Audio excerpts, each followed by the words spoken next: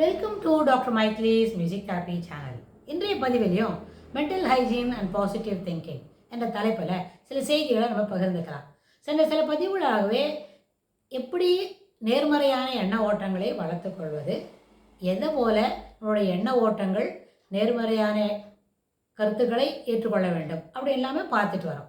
So இந்த அடிப்படையில் நம்மளுக்கு ஒரு சில இயற்கையான குணங்கள் இருக்குது. இயற்கைன்னு சொல்ல முடியாதத ஒரு பழக்கத்தில் வச்சுருக்கோம். We are having the habit.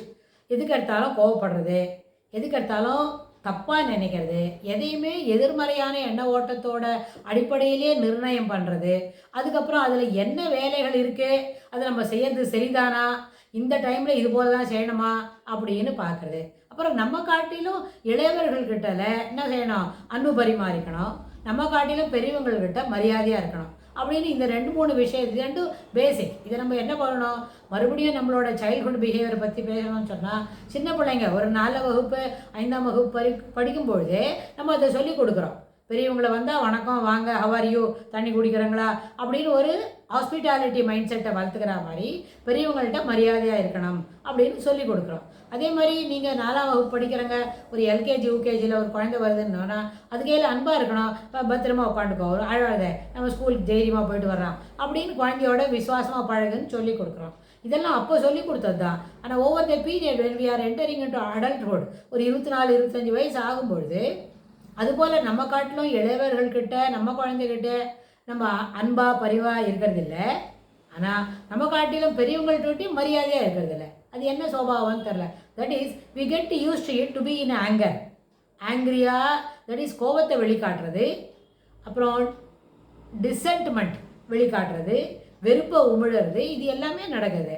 ஆனால் இது எப்படி இதை ஒரு ஹேபிட்டாக வச்சுக்கிறோமோ அதுபோல் சந்தோஷம், கண்டென்ட்மெண்ட், திருப்தியாக இருக்கிறது அப்படின்றதையும் ஒரு பழக்கமாக வளர்த்துக்கிட்டா திருப்தியாக இருக்கிறது. அதுவும் ஒரு இப்போ கோவப்படுறது, அப்புறம் ஃப்ரஸ்ட்ரேஷன், ஆங்கர், அப்புறம் டிசென்ட்மெண்ட், அப்புறம் ரேஜ், ஃபியர், அது எல்லாமே ஒரு எப்படி பழக்கமாக அது ஒரு பழக்கத்தில் வச்சுக்கிறோமோ அதுக்கு ஏற்புடைய பழக்கங்கள் இல்லை தான், நல்ல பழக்கங்கள் இல்லை தான். இருந்தாலும் அதெல்லாம் எப்படி பழக்கங்களாக வச்சுக்கிறோமோ, எதுக்கெடுத்தாலும் கோவப்படுறோம், எதுக்கெடுத்தாலும் ஒரு ரேஜ், ஃபியர், ஆங்ஸைட்டி, டிசென்ட்மெண்ட் அப்படி இருக்கா மாதிரி கண்டென்ட்மெண்ட், ஹாப்பினஸ், சந்தோஷம், அப்புறம் லைவ்லினஸ், லாஃபிங், அதெல்லாமும் ஒரு ஹேபிட்டாக வச்சுட்டா ஓவர் த பீரியட் அது என்ன பண்ணும், இந்த பழக்கங்களும் நம்ம கைக்குள்ள வரும், இந்த பழக்கங்களும் நம்ம ஏற்புடையதாக இருக்கும். அப்போ என்ன ஆகும், அந்த பாசிட்டிவ் திங்கிங்னு சொல்கிறோம் இல்லையா, மென்டல் ஹைஜீனுக்கு என்ன வேணும், முதல்ல மனம் தூய்மையாக இருக்கணும். தூய்மையாக இருக்கணும்னு சொன்னால் சிறப்பான எண்ண ஓட்டங்களை கொண்டு இருக்கணும். சிறப்பான எண்ண ஓட்டங்கள் கொண்டு இருந்தால் எல்லாத்துலேயும் ஒரு சாட்டிஸ்ஃபேக்ஷன், ஒரு திருப்தி இருக்கணும். அதனால் எப்படி ஏற்புடைய பழக்கங்கள் இல்லாதவற்றை கூட நாம் பழக்கங்களாக கொண்டு இருக்கிறோமோ அதுபோல் கண்டென்ட்மெண்ட், சந்தோஷம், ஹாப்பினஸ், அப்புறம் என்னென்ன லாஃபிங், சாட்டிஸ்ஃபேக்ஷன், அதுபோல் இருக்கிற ஏற்புடைய பழக்கங்களையும் நம்ம ஒரு ரெகுலராக அதை நம்ம வழக்கத்தில் வச்சுருந்தா ஓவர் த பீரியட் இது ரெண்டும் பேலன்ஸ் பண்ணும்போது the contentment and satisfaction will rise to the better level to express all the time. எப்போவுமே நம்மளுக்கு அது திருப்தியாக இருக்குதுன்னு நம்ம சொல்ல முடியும். பேசிகிட்டே இருக்குச்சு ஒரு எண்ண ஓட்டங்கள், ஒரு கிளாஸ் ரூமில் ஒரு 2 பேரோட கான்வர்சேஷன் இருக்குது, அதுக்கு நடுவுலேயே நம்மளுக்கு வருமா கண்டென்ட்மெண்ட் வரணுமா, டிசென்ட்மெண்ட் வரணுமா, ரேஜ், ஃபியர், அதெல்லாம் முதல்ல இட் ரைசஸ், அது முதல்ல எட்டி பார்க்குறது. ஸோ இந்த கண்டென்ட்மெண்ட், ஹாப்பினஸ், இது ரெண்டுத்தையும் நம்ம வளர்த்துட்டா திருப்தியாக இருக்கும், சாட்டிஸ்ஃபேக்ஷனாக இருக்கும். அதை நம்ம வளர்த்துக்கிட்டோமான இது என்ன பண்ணுன்னா, இந்த திருப்தின்ற எண்ண ஓட்டங்கள் எப்பொழுதுமே அந்த ரேஜ், ஃபியரை போய் சப்ரஸ் பண்ணி we can come out of it. அதுலேருந்து நம்ம வெளிவரத்துக்கு ஒரு நல்ல வாய்ப்பு இருக்கும். அப்புறம் லைஃப்ன்றது இட் will stay somewhere. எங்கேயுமே ஒரு ஸ்டாக்னேஷன் இருக்காது. It is moving on. எப்போவுமே அது போய்கிட்டே இருக்கும். நீங்கள் திருப்தியாக இருந்தாலும், சந்தோஷமாக இருந்தாலும், இல்லை எப்போவுமே ரொம்ப பயந்துக்கிட்டு இருக்கிறாங்க, வாட் வில் ஹேப்பன் நெக்ஸ்ட் அப்படின்னு, the life will not stay for any one. எல்லாருக்காகவும் யாருக்காகவும் அது காத்துட்ருக்காது. அது போகிற வழியில் மொள்ளமாக எல்லாரோடைய தேவைகளுக்கு ஏற்ப இல்லை, அவங்கவுங்களுக்கு என்ன கிடைக்குமோ அதுக்கு தகுந்த மாதிரி அது போய்கிட்டு தான் இருக்கும். சில நேரத்தில் அங்கே நடக்கக்கூடிய வாழ்வின் சில வயதுகளில் சில நேரங்களில் நடக்கக்கூடிய நிகழ்ச்சிகள் நம்மளுக்கு புரியாது இருக்கலாம், பிடிக்காமல் இருக்கலாம். ஆனால் அது என்ன பண்ணும், போய்கொண்டே தான் இருக்கும். ஆனால் இப்போ நம்ம சில பழக்கங்களாக அனுசரிக்கிறோம். அது ஏற்புடையது இல்லையா அப்படின்னு நமக்கு தெரியல.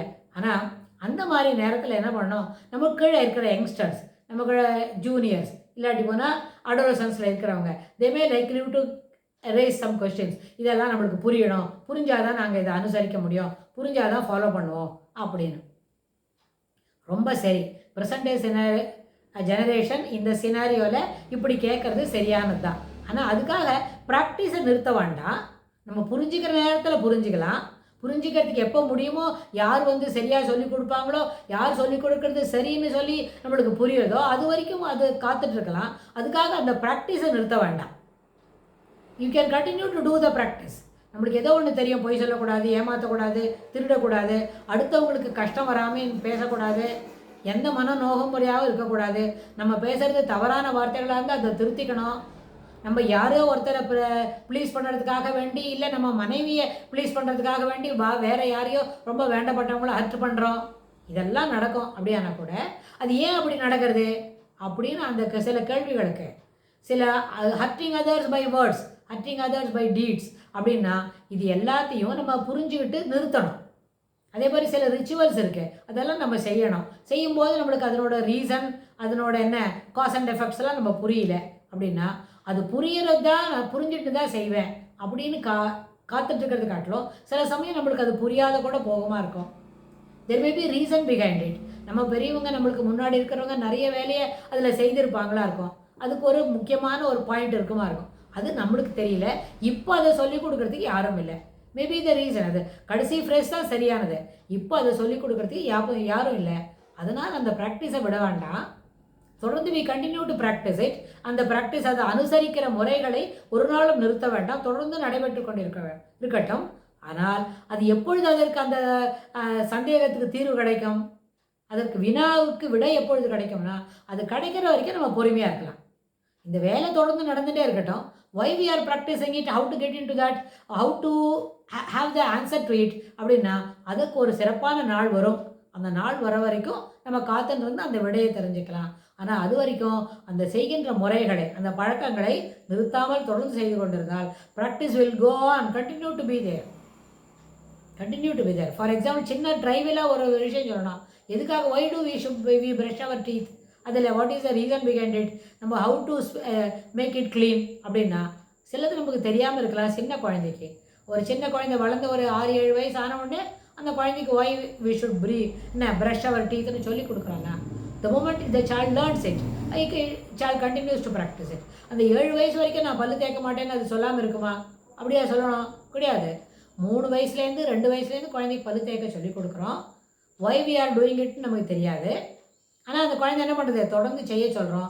ஒரு 7 அல்லது 8 வயசு வரும்பொழுது, இல்லை 7வது வயசில் அதுக்கு சொல்லிக் கொடுக்குறோம். நம்ம சொல்லிக் கொடுக்குற அந்த பேட்டர்ன் அது புரிஞ்சின பிறகு தொடர்ந்து அதுவே நல்லபடியாக the child brushes her teeth properly and correctly அப்படின்னு வரும்போது, அப்போ 2 வயசுலேருந்து இந்த 5 வருஷம் அந்த குழந்தைக்கு அந்த ஒரு விஷயத்தோட அதில் இருக்கிற லாஜிக்கல் சீக்வன்ஸ், லாஜிக்கல் அப்ரோச் எப்போ தெரியுறதோ, அதுபோல் நமக்கு தெரிஞ்சுக்க வேண்டிய பெரிய விஷயங்களும் நாள்பட்ட ஆகலும் தெரிந்து கொள்ள முடியும்.